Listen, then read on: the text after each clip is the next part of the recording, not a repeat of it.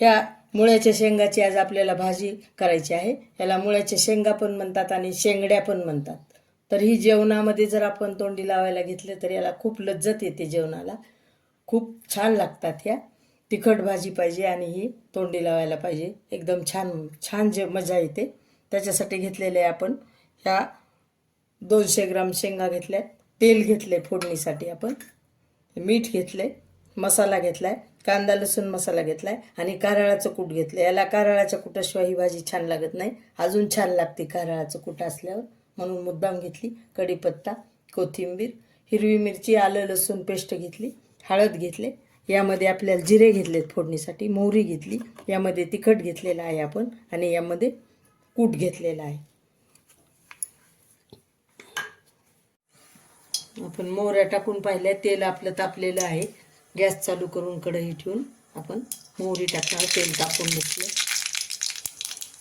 त्यासाठी थोडी मोहरी, अर्धा चमचा, थोडे जिरे,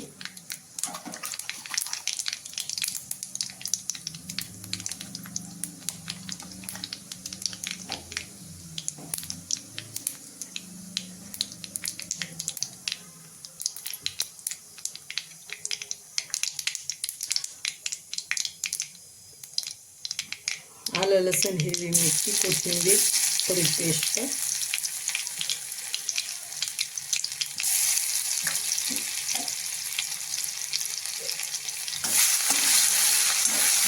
छान परतून घ्यायची.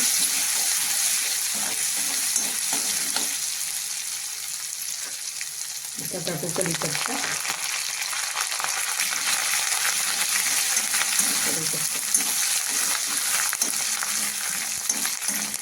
आपण थोडा धुवून घेतलेला आहे कढीपत्ता बाजारातला असल्यामुळे, त्यामुळे पाणी.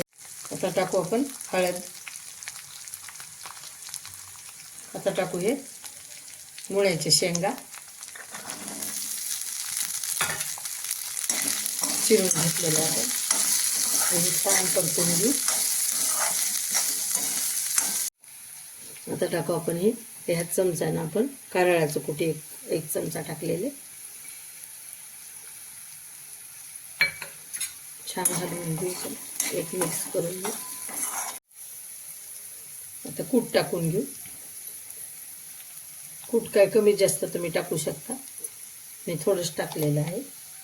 एक या चमच्यानं 2 चमचे कूट टाकले, तुम्ही जास्त पण वाढवू शकता. आणि तिखट अर्धा चमच्याच्या वर तिखट.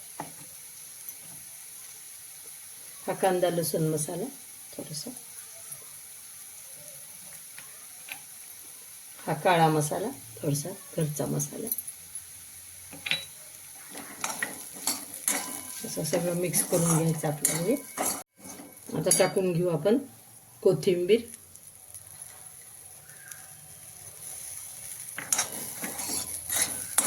आता पाणी टाकून घ्यायचं आपल्याला, शिजू द्यायचं. आता ह्या कवळ्या शेंगा असतील तरच चांगली होती बरं का भाजी याची.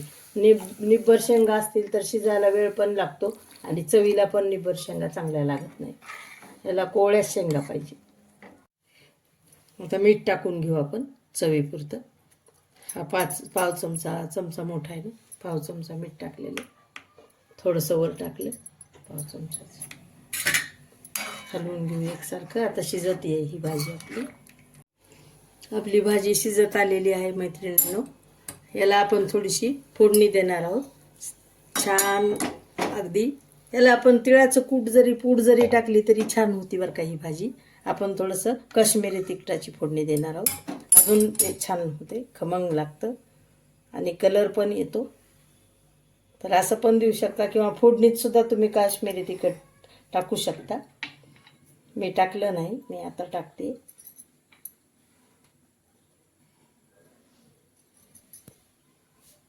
तर हे आपण असं फोडणीमध्ये तिखट टाकून घेऊ तेलामध्ये आणि छान आपण परतून टाकणार आहोत. ह्याला फोडणी देऊन घेणार आहोत आपण.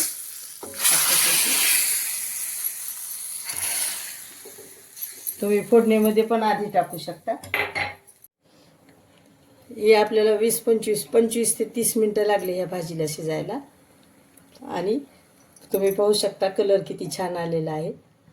आता 1-2 उकळ्या येऊ द्यायच्या अजून. आपण आता फोडणी टाकलेली आहे ना, मग त्याची चव लागते, म्हणून अजून 2 उकळ्या येऊ द्यायच्या. आपली भाजी तयार झाली. आपली भाजी तयार झाली मैत्रिणींनो. तुम्ही पाहू शकता किती सुंदर कलर आलेला आहे भाजीला. खूप छान होते ही भाजी आणि चवीला पण खूप छान लागते. बाजरीच्या भाकरीबरोबर, ज्वारीच्या भाकरीबरोबर, खास करून बाजरीच्या भाकरीबरोबर ही भाजी खिचडीसोबत छान लागते. लाईक करा, शेअर करा. नक्की तुम्ही माझा व्हिडिओ पाहिल्याबद्दल धन्यवाद. वेळात वेळ काढून माझा व्हिडिओ पाहिल्याबद्दल धन्यवाद. आणि मला नक्की सबस्क्राईब करा. मला खात्री आहे की तुम्ही नक्की मला सबस्क्राईब कराल. तुम्ही नवीन चॅनलला असेल तर